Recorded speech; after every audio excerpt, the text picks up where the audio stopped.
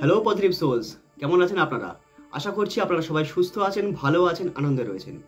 আজ আমরা আলোচনা করছি একটা নতুন বিষয় নিয়ে, সেটা হচ্ছে আমাদের সেলফ প্রগ্রেস, যেটা আপনারা সবাই চেষ্টা করছেন, লেগে রয়েছেন নিজেকে আরও উন্নত করার জন্য, আরও ভালো করার জন্য। চলুন আজকে এই বিষয় নিয়ে আমরা একটু আলোচনা করি। তবে তার আগে একটা ছোট্ট গল্প, একটা গল্পের সাথে আমরা এই বিষয়টা একটু জানবো, একটু বুঝবো, ঠিক আছে? তো অফিস এরিয়াতে প্রতিদিন রাত্রি 8টার সময় অফিস ছুটি হয়, বেশ কিছু অফিস। তা সেরকমই কিছু অফিস ছুটি হয়েছে, তার মধ্যে সবাই অফিসের বাস ধরে যে যার মতন বাড়িতে চলে গেছেন। কিন্তু একটা ছেলে একটা মেয়ে, তাদের দুজনে বেরাতে একটু লেট হয়েছিল।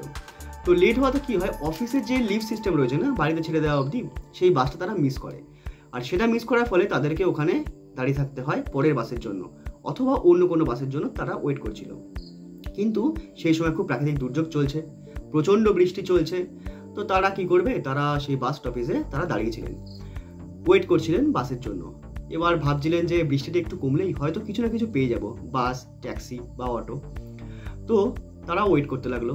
কিন্তু যত সময় কাটতে লাগলো, যত টাইম এগোতে লাগলো, তত বৃষ্টি কমার তো নাম নেই, উল্টে আরও বাড়তে লাগলো। তার ফলে কি হলো, তাদের চিন্তা আরও বাড়তে লাগলো যে তারা বাড়ি পৌঁছবে কী করে, পরের দিন তো আবার অফিস আছে না, অফিস তো ধরতে হবে, প্রাইভেট কোম্পানি তো মানবে না। তো কিছুক্ষণ পর মেয়েটা একটা স্টেপ নিল। মেয়েটা কী করলো, তার ফোনটা ব্যাগে ঢোকালো, ঢুকিয়ে ছেলেটার দিকে তাকিয়ে একটা স্মাইল দিয়ে সে বেরিয়ে গেল। সে বেরিয়ে দৌড়ে কোথাও একটা গেল। ছেলেটা দূর থেকে দাঁড়িয়ে দেখছে, মানে বাস স্টপেজে দাঁড়িয়ে মেয়েটা কী করছে। কিন্তু মেয়েটা কিন্তু দাঁড়ায়নি, মেয়েটা দৌড়ে গেল। কিছুক্ষণ পর মেয়েটাকে দেখা যাচ্ছে। তার 10 মিনিটের মধ্যে দেখা গেল যে একটা অটো আসছে। এবার ছেলেটা না মরিয়া হয়ে গেল সেই অটোটাকে দাঁড় করানোর জন্য। রীতিমতো অটোটা দাঁড়ালো তার সামনে এসে। অটোতে উঁকি মেরে দেখে ভেতরে সেই মেয়েটা বসে আছে। আর মেয়েটা তার দিকে হেসে যে আপনিও ভেতরে বসতে পারেন, চলুন আজকে বাড়িটা নয় একসঙ্গে যাই। তো এই গল্প থেকে আমরা কি শিখতে পারি, আমরা কি বুঝতে পারি আমাদের সেলফ প্রগ্রেস সম্পর্কে? কিছু তো বোঝা যায়। যেমন ধরুন, আমি যেটা বুঝতে পেরেছিলাম এই গল্পটা পড়ে, সেটা হচ্ছে আপনি ম্যানিফেস্টেশন করছেন, ল অফ অ্যাট্রাকশন ইউজ করছেন আপনার প্রগ্রেসের জন্য। কিন্তু আপনি শুধু বসে আছেন, বাড়িতে বসে বসে ভিজুয়ালাইজ করছেন। আপনি শুনেছিলেন ল অফ অ্যাট্রাকশন ম্যানিফেস্টেশনের ক্ষেত্রে যখন আমরা ভিজুয়ালাইজ করব, তখন আমরা সেই জিনিসটা পেয়ে যাব নিজের কাছে। কিন্তু সেটা কি এমনি এমনি আসবে, উড়ে চলে আসবে আপনার কাছে? স্টেপ কে নেবে, অ্যাকশন কে নেবে, কার নিতে হবে, কর্ম কার করতে হবে? এই পৃথিবীতে না কোনো কিছু এমনি এমনি পাওয়া যায় না। সব কিছুর জন্য কর্ম করতে হয়, কাজ করতে হয়। আপনি ল অফ অ্যাট্রাকশন ইউজ করছেন, ম্যানিফেস্টেশন ইউজ করছেন, খুব ভালো, আমিও করি। কিন্তু তার জন্য আপনাকে কী করতে হবে, পর্যাপ্ত অ্যাকশন নিতে হবে, পর্যাপ্ত স্টেপ নিতে হবে। আপনাকে ল অফ অ্যাট্রাকশন যখন আপনি ইউজ করছেন, ইউনিভার্স আপনাকে ওয়েজ দেবে, আপনাকে রাস্তা দেবে। কিন্তু চলতে কার হবে? আপনাকে চলতে হবে। আপনার হয়ে অন্য কেউ বা আপনার বাবা মা, যিনি আপনাকে সব থেকে বেশি ভালোবাসেন যারা, তারাও যদি চলে, তাহলে কি আপনি সেই প্রগ্রেসটা পাবেন? আপনি সেই সাকসেসটা পাবেন? পাবেন না তো। চলতে আমাদেরই হবে। এই পৃথিবীতে nothing is free, is something is free, the product is you. তো এই বিষয়ে যখন আমি পড়ছিলাম, তো এই বইতে না 2-3টে লেসন পেলাম। অ্যাকচুয়ালি 4টে লেসন আমার খুব ভালো লাগলো। সেই 4টে লেসন নিয়ে আমরা আজ আলোচনা করব। Number 1, remove excuses.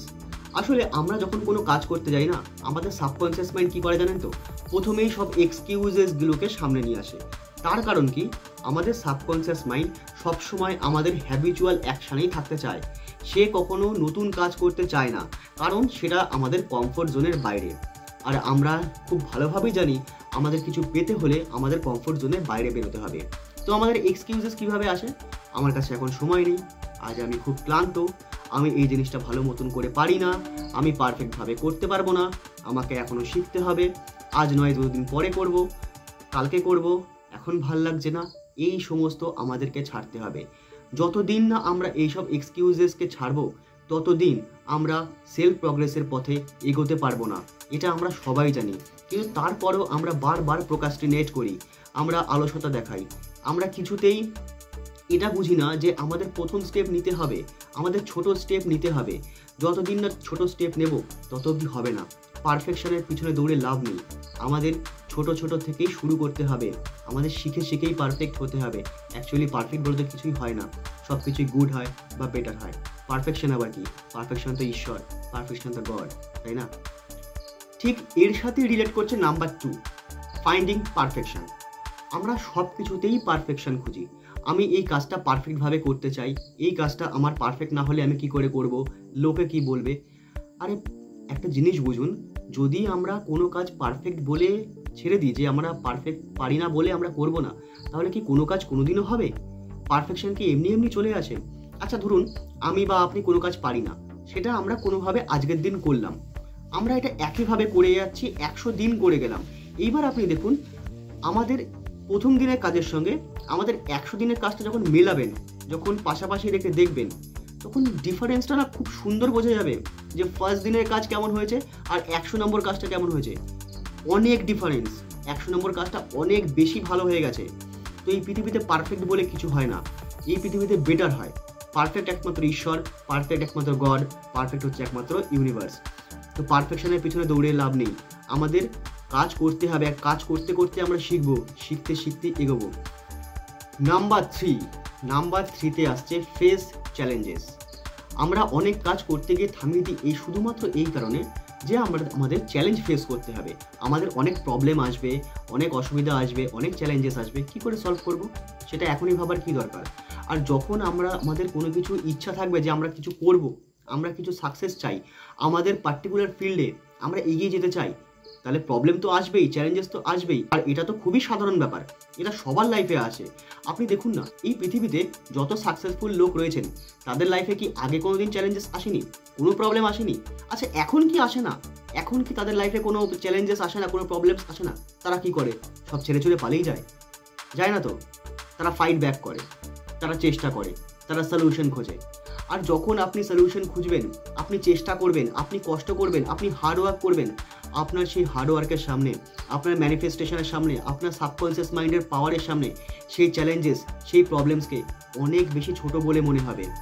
তাই সবসময় আমাদের উচিত যে আমাদের চ্যালেঞ্জেসকে, আমাদের প্রবলেমকে অপরচুনিটি হিসেবে নেওয়া। কারণ সেই প্রবলেম, সেই চ্যালেঞ্জ ঈশ্বর পাঠিয়েছে বা ইউনিভার্স পাঠিয়েছে, তার কারণ ওখান থেকে আমাদের কিছু শেখার আছে। আমরা সেখান থেকে শুধু শিক্ষাটা নেব, যেটা আমাদের প্রয়োজন, যে শিক্ষাটা আমাদের প্রয়োজন সেই শিক্ষাটা নেব। আর প্রবলেমস তো এমনি সলভ হয়ে যাবে, কারণ ভগবান সেই প্রবলেমসই আমাদের কাছে পাঠায় যেটা আমরা সলভ করার যোগ্য। ঠিক আছে? তো প্রবলেমস আর কিছুই নয়, সাকসেসের একটা সিঁড়ি, সেইভাবেই আমরা প্রবলেমসকে ইউজ করব। Okay. And number 4, be clear on your why. অর্থাৎ আপনি যে আপনার পার্টিকুলার ফিল্ডে সাকসেস চান, সেই সাকসেসটা আপনি কেন চান, আপনি সেই সাকসেস পেলে কী করবেন, সেই সাকসেস আপনাকে কীভাবে হেল্প করবে, সেই সাকসেস আপনাকে মেন্টালি, ইমোশনালি এবং ইকোনমিক্যালি কীভাবে সাপোর্ট করবে, কতটা খুশি দেবে, কতটা আনন্দ দেবে। যখন আমরা এই পার্টিকুলার জিনিসগুলো জানবো, আর কোনো কাজ করতে, আমাদের পার্টিকুলার ফিল্ডে কাজ করতে যখনই আমাদের একটু মেন্টালি ডিসব্যালেন্স হবে বা কখনো একটু মুডটা অফ হবে, তখন আমরা এই জিনিসগুলো মনে করব যে এই সাকসেস পেলে আমরা কি কি করতে পারি, আমরা কি কি পেতে পারি, আমাদের কতটা ভালো লাগবে, আমাদের ফিলিংস অ্যাটাচ করতে হবে আমাদের সাকসেসের সঙ্গে। যখন এই জিনিসটা আসবে না, তখন দেখবেন আপনার পার্টিকুলার ফিল্ডে হার্ডওয়ার্ক করার মজাই অন্য। হার্ডওয়ার্ক করতেও খুব ভালো লাগবে, আর হার্ডওয়ার্কে হার্ডওয়ার্ক বলে মনে হবে না। সেই কারণে সবসময় বলা হয়, জানেন তো, if your why is clear, the house does not matter. যদি আপনার কারণ ক্লিয়ার থাকে না, কীভাবে করবো সেটা ম্যাটার করে না। আরে যত হার্ডওয়ার্ক হোক, যত কষ্ট হোক করে নেব, কিন্তু আমি তো কারণ জানি, এই সাকসেসটা পেলে আমার কাছে কি কি হতে পারে, আমি কি কি পেতে পারি। Why I want my success. এই তো মাত্র 4টে বেসিক স্টেপ। এই 4টে স্টেপ যদি আমরা সবাই মিলে ফলো করি, তাহলে আমরা সফলতার সিঁড়ি সবাই মিলে একসঙ্গে চড়বো, আপনাদের সঙ্গে আমিও। ভিডিওটা সম্পূর্ণ দেখার জন্য আপনাদের অশেষ ধন্যবাদ। খুব ভালো লাগলো আপনাদের সঙ্গে কথা বলতে। আর law of attraction, manifestation, subconscious mind নিয়ে কথা বলতে তো সবসময় ভালো লাগে, আমার এই চ্যানেলটা খোলাই এই কারণে। তো all the best for your success. আর মনে রাখবেন, think positive, do positive, you will receive positive.